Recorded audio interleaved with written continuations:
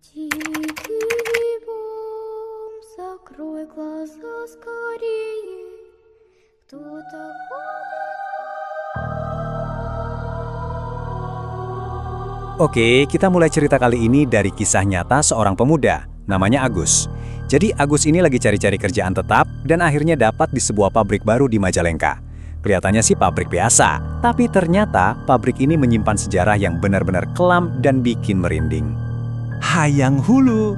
Nah, satu kalimat dalam bahasa Sunda ini yang artinya aku mau kepala, diteriakan waktu ada kesurupan massal di sana. Dan kalimat inilah yang jadi kunci buat ngebuka semua rahasia gelap pabrik itu. Ini bukan teriakan biasa ya, ini adalah sebuah permintaan yang mengerikan dari dunia lain. Sekarang, biar kita semua paham konteksnya, kita harus mundur dulu sedikit. Jadi, sebelum pabrik itu berdiri megah dengan bangunannya, tanah tempat dia dibangun itu sama sekali nggak kosong. Tanah itu punya sejarahnya sendiri, sejarah yang kelam. Proses pembangunan pabrik ini makan waktu sekitar 2,5 tahun. Dan selama itu, isinya pertanda buruk semua. Dimulai dari pemindahan paksa sebuah pemakaman umum yang jelas bikin banyak pihak marah.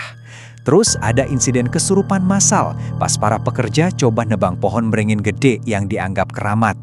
Jadi dari awal banget, proyek ini udah diselimuti aura yang nggak beres. Coba deh bayangin, yang digusur itu bukan cuma jasad manusia. Pembangunan ini juga menyingkirkan 3 titik spiritual yang penting banget buat warga lokal.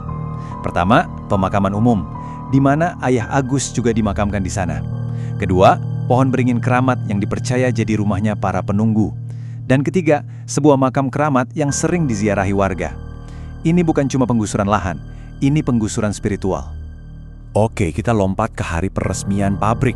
Momen yang harusnya jadi perayaan besar, perayaan kemajuan industri, malah berubah total jadi panggung horor supernatural yang gak akan pernah dilupain sama semua yang datang hari itu. Jadi, baru aja acara gunting pita selesai, satu persatu karyawan mulai teriak histeris, nangis, nggak karuan.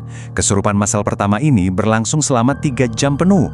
Bayangin, 3 jam yang mencekam. Karyawan, tamu, bahkan istri si pemilik pabrik yang notabene orang Jepang, tiba-tiba fasih teriak-teriak pakai bahasa Sunda. Situasinya benar-benar kacau balau. Nah, di tengah semua kekacauan ini, muncullah satu sosok yang jadi kunci.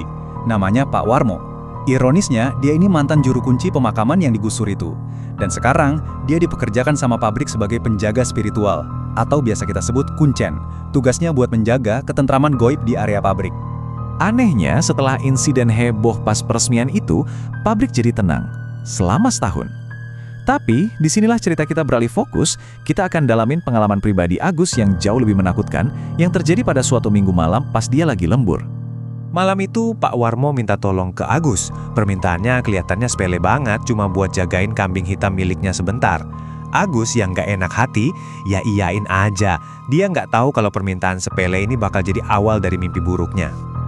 Sambil nungguin, Agus ngerokok, dan tiba-tiba dia keselek asapnya. Batuknya parah banget.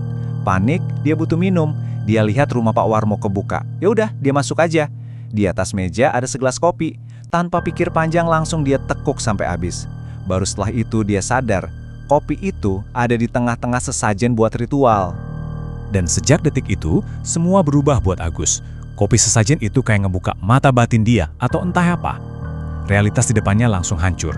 Waktu dia keluar dari rumah Pak Warmo, yang dia lihat bukan lagi seekor kambing hitam yang diikat di tiang, tapi seorang pria telanjang dengan leher terikat di tiang yang sama persis. Kalian bisa bayangin gak sih? Sejak momen itu, Agus kayak masuk ke dimensi lain. Kengerian yang dia alamin makin menjadi-jadi di dalam pabrik. Realitasnya bener-bener jungkir balik, dan dia ngalamin ini semua sendirian. Dia masuk ke area kerja, ke lantai produksi yang harusnya lagi rame sama orang lembur. Tapi dia kaget. Tempat itu kosong melompong, sunyi, sepi, semua mesin mati, gak ada siapa-siapa. Agus masih bingung sama keadaan itu. Tiba-tiba, dalam sekejap mata, area itu mendadak jadi penuh sama ratusan pekerja. Muncul gitu aja, entah dari mana. Bikin bingung kan? Dan disinilah puncak horornya. Pas Agus lihat lebih jelas, dia sadar para pekerja itu semuanya nggak punya kepala. Gila kan? Mereka kerja dalam diam, ngoprasin mesin tapi tanpa kepala. Jelas, Agus langsung putar balik, lari tunggang langgang, nggak peduli apa-apa lagi. Pas lari keluar buat nyelamatin diri, sialnya dia harus ngelewatin rumah Pak Warmo lagi. Dan disitulah dia menyaksikan pemandangan paling parah malam itu. Dia lihat dengan mata kepalanya sendiri, Pak Warmo lagi melakukan penyembelihan. Tapi bukan kambing, melainkan manusia yang tadi dia lihat terikat itu. Lehernya digorok. Udah kebayangkan gimana traumanya Agus? Nah, setelah malam jahanam itu, Pak Warmo akhirnya nemuin Agus dan ngebongkar semuanya. Penjelasan dibalik semua teror dan dibalik ketenangan pabrik yang aneh itu akhirnya terungkap. Jadi akar dari semua masalah ini adalah satu kata, tumbal. Ini adalah sebuah ritual pengorbanan, biasanya manusia, yang dipersembahkan buat menenangkan penunggu gaib suatu tempat. Sebagai gantinya, mereka bisa minta kekayaan, perlindungan, atau kekuasaan. Sebuah perjanjian dengan dunia lain. Awalnya persembahannya cuma tengkorak dari kuburan-kuburan yang gak keurus pas pemindahan dulu. Itu cukup buat menuhin permintaan kepala dari para penunggu. Tapi masalah datang lagi. Ada saingan bisnis yang pakai cara gaib buat nyerang pabrik. Nah, para penunggu ini menuntut perjanjian yang lebih gelap. Tumbal manusia hidup sebagai bayaran untuk perlindungan total.